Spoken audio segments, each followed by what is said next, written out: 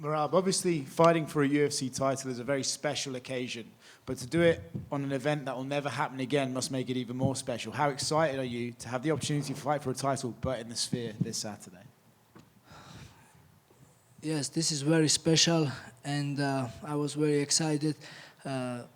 Since Dana White announced the fight will be at the Sphere on Mexican Independence Day, that was dream to fight there. I'm sure every UFC fighter was dream to fight there, so I was one of them, and that's why I was making all the skits and videos, because I was doing two jobs together. I wanted to get Sean OMalley's fight, and I wanted to fight at the Spear, and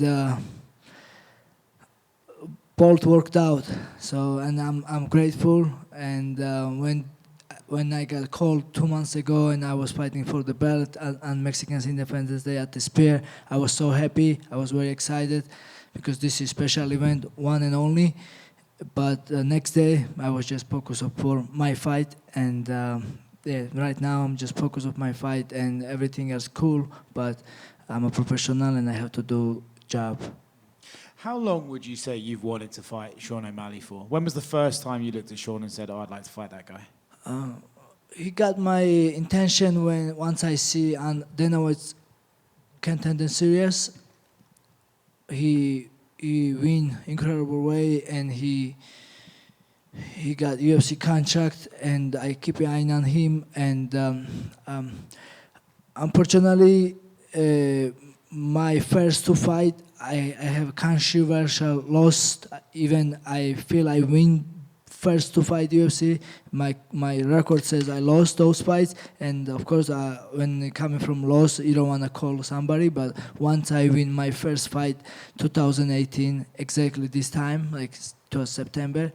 So that was 6 years ago. I called Sean OMalley, and because I wanted to fight him. We both beat same opponent and the time, and I wanted to fight him. I think that time Sean OMalley was 1-0 or 2-0 UFC, and because I know at that time, because I have 2-1 record, and I thought he will accept. I was like, I had first two loss in UFC, and I was 7-4, 7-3, no, yes, 8-3, 8-4, something like that, and. Yeah, my record wasn't look good, and I thought he will accept me. I thought he will look me as a easy opponent, but somehow he never respond. Because I wanted to fight him because I see him as a challenge, because how he was fighting, how he was knocking people out, and I wasn't thinking it was easy fight. I don't think it's easy fight until even today, and now I'm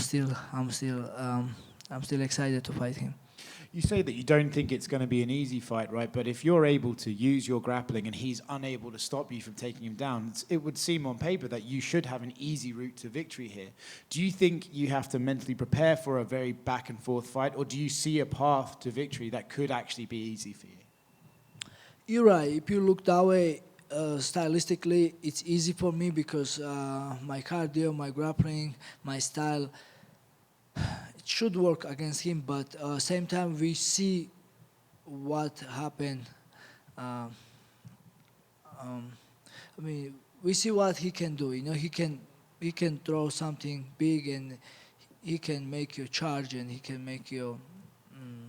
So it's a challenge, Yeah, I can dominate, but he can throw one punch and he can change everything. So it's like every fight like this, I don't look any fights in UFC easy, because there is no easy fights here, Like not always best fighters wins, like we see so many times, like the one guy was winning, like I was beating my second fight, Ricky Simon. I was beat the shit out of him, and I take him down. And he tried to choke me, and I wasn't tap out. And I made the bell, So what I'm saying, I make a little mistake last minute, and that's why I keep it. That's why I lose controversial. That was. Whatever. So, and like so many times we saw the one guy winning, then the guy come back and the knockout. So what I mean is, I have to be smart all 5 rounds with OMalley. Has the UFC asked you to maybe think really carefully about what you're posting on social media this week, just a few days before the fight? If UFC what? Have they asked you to be a bit careful about what you're posting to social media, No. maybe not reveal too much this week? No, UFC never ever control what I have to say or what I can post in social media. I'm great for UFC and thank you so much. But yeah, I always post, and I don't know, like I post because I don't have like somebody to advise me. Yeah, I have friend who help me with like taking videos, editing, but I make decision what I post, and this is me, this is me what I post, and I wish I have somebody to tell me, Merab, post this, don't post this, and when I see Dana White's reaction, I was thinking, oh, maybe I did something stupid, but that's who I am, that's I used to do all the time. Even when I break ice with my head, I post it because that's who I am. I don't hide nothing. I'm a normal guy, and I always will be the normal guy. Right here. Sean was in here, and I asked him if it was personal at all between you, considering, we saw you on the countdown. You were watching his fight against Cheeto, and you said, oh, fuck this guy. And Sean OMalley said you had a very punchable face. He said it might be a little personal, but you guys have also been thinking about each other for so long that you've just been on each other's mind for so long. So I'll ask you, is it personal with Sean, or is it just a matter of, getting the belt and beating the guy you think is a tough challenge? No, it's not. It's not personal. This is professional fight. This is for UFC belt. This is for legacy. And yes, I was mad about him like a couple times. I was very mad when he mentioned my country disrespectful way, and because my country, it's more than religion for me, and I have my country here, and that's why I start fighting, because I want to represent my country, and this is healthy competition. That's what we do, right? And then when somebody, doesn't matter who, disrespects your family or your country, you have to be mad. If you are man, you have to be mad. And I wanted to smack his face that time, but now I have even more important thing to beat him on Saturday night and grab his belt, take his belt, and I can talk after the fight. Maybe I can forgive him, or we just can just talk. I'm gonna keep it that way. I want to just win and show him he has to be humble and he has to respect everybody. Yeah, I don't want to like now, like today, how I feel. It's nothing personal. It's just professional. We saw the videos of when Ilya won. He went back to Georgia with the belt and the crowds when he was in the car and they were chasing him and waving. Have you envisioned that for yourself, bringing the belt back home? Of course. Last couple times I went Georgia, I had like beautiful experience of the airport always packed, the people, they waited for me, everybody showed me love, and every time I fight here in US, my country staying up all night, or they wake up very early watching everywhere. All Georgians knows me and they give me so much support. I cannot even imagine how happy my country will be if I win the belt, and it will be second belt for my country.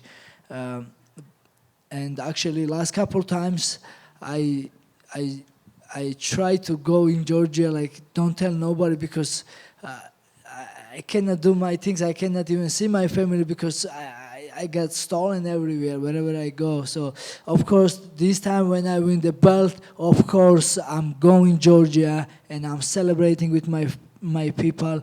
And of course, we're gonna come outside in street, and it's gonna be crazy. You guys will see like how crazy it will be. And yeah, I just wanna enjoy with my people, and I wanna also visit couple countries and bring the belt, and I wanna show them.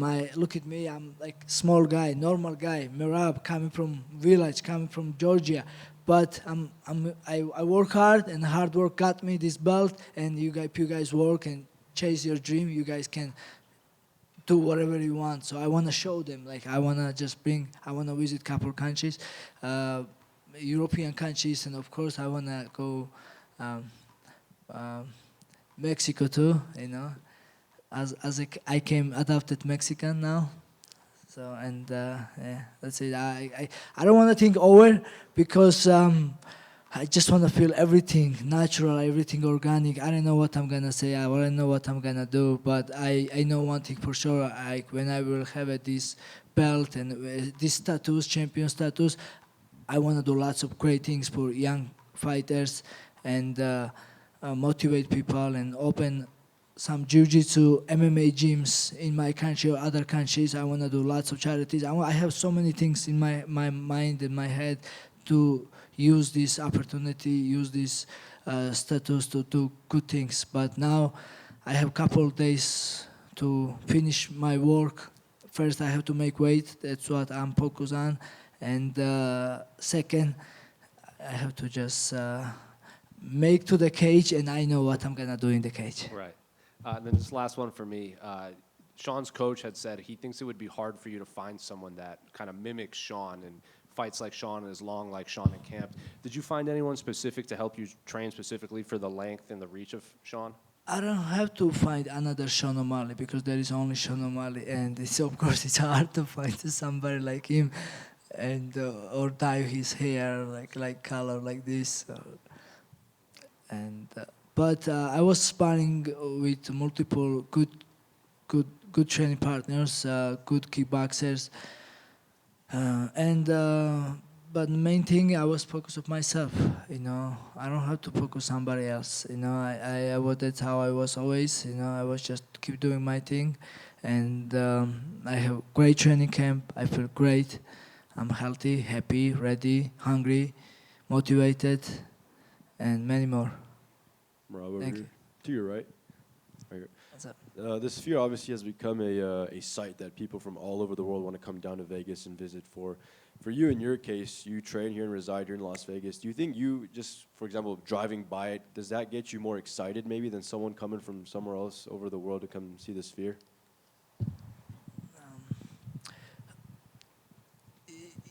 It definitely makes it easier to fight here in Vegas. Even last time I was fighting in Anaheim, I just drove here, you know, because I don't apply the security line and take 2 bags only with you.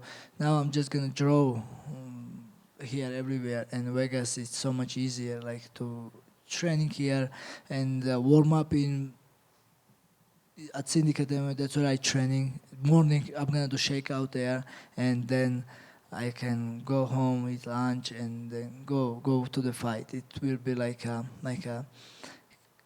normal day for me.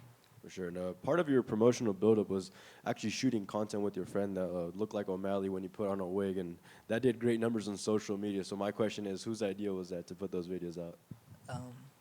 The video idea was my idea, but of course the 2 young friends I have, they of course helping me to we change things during when we doing videos, but all idea maybe other than 1 or 2 was all my idea, and yeah, because I wanted to fight Sean OMalley so bad, that's why I was so focused and training and they make videos, do everything whatever I can, and so. Yeah, we even find that the guy who looks like Sean OMalley, and we trick people and we make lots of fun videos. Which one was your favorite out of all those you posted? My favorite,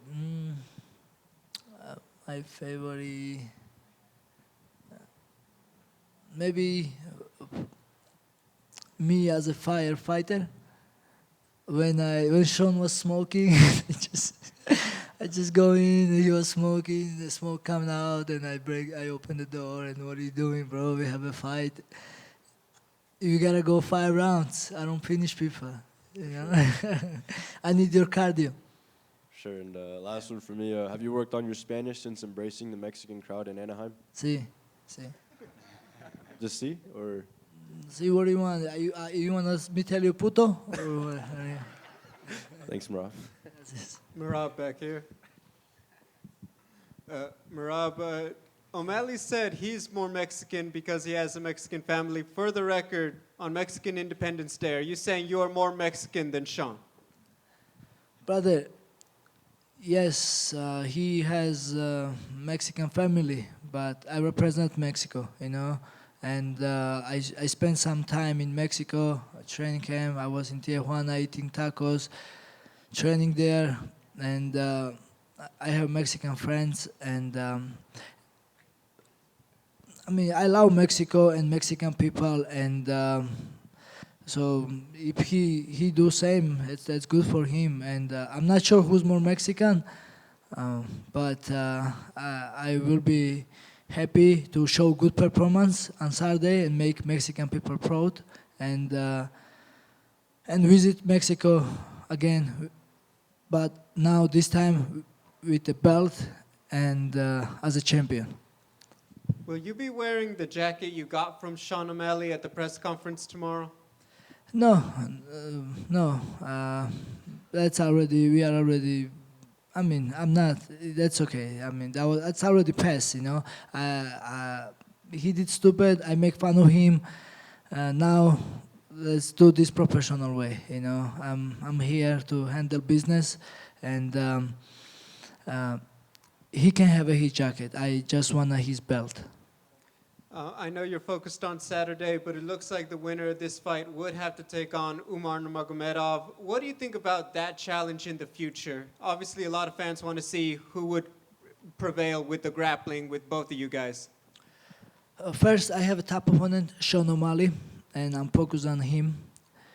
And God willing, after I win against him, whoever UFC wants to me fight, I will fight him. You know, I never choose my next opponent. Always whoever UFC offer, I fight. And if Umar is my next opponent, that's fine. Me and my team, we will work, we will training, and we will no problem. That fight. I think it's easy for me, and that fight no problem for me. I will dominate him. You know, what excites me more, Davidson Figueiredo, because he is former champion.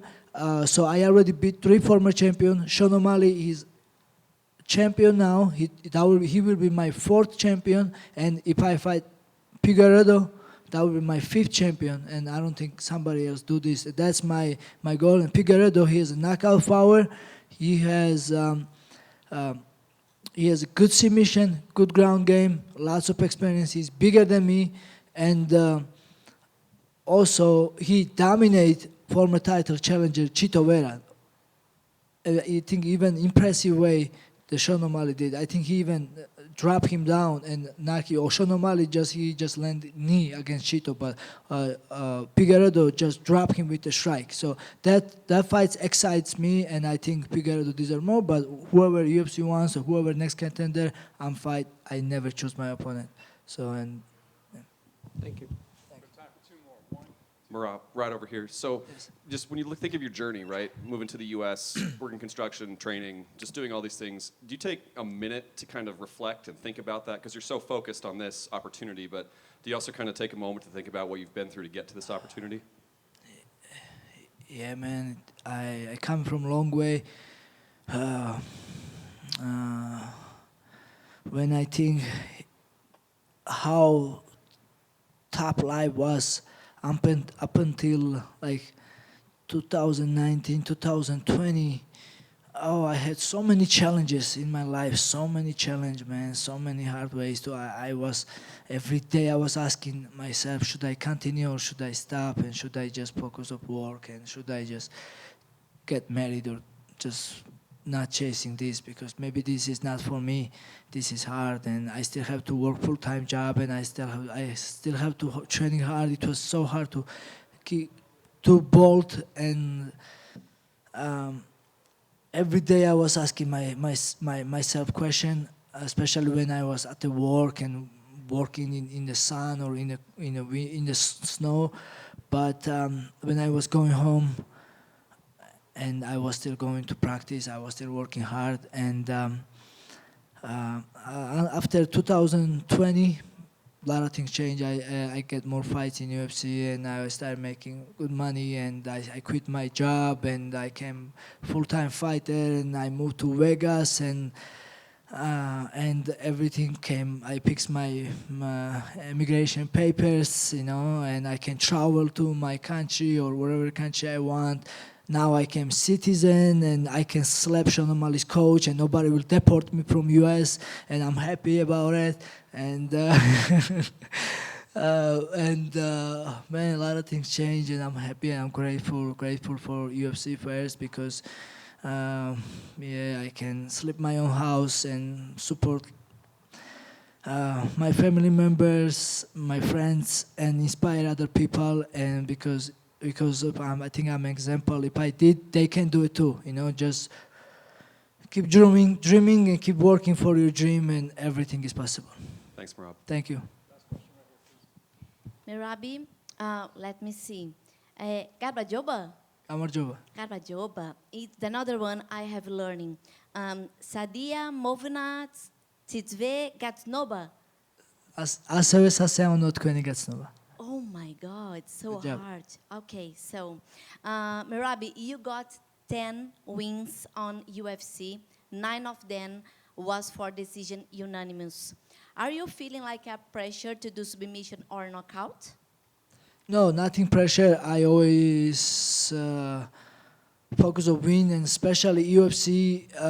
I want to, of course, finish, but I had top opponents, and it was very hard to finish Brett Katona, and it was very hard to finish, of course, Henry Cejudo, Josie Aldo, Peter Yan. I always fought like top guys, even John Dodson, like nobody finished those guys. And I have decision against him, but I'm feeling I can finish OMalley. But there is no pressure. Winner is winner. No one judge winner. But because I'm gonna show good fight, good performance. I'm gonna look finish. I'm gonna stop him or TKO him or knock him out or make him sleep. And I'm focused on good fight. Show people good fight, good entertainment fight, and there is no pressure how I'm gonna win this fight. Okay, Nakbandis. Madlova, nakhondes.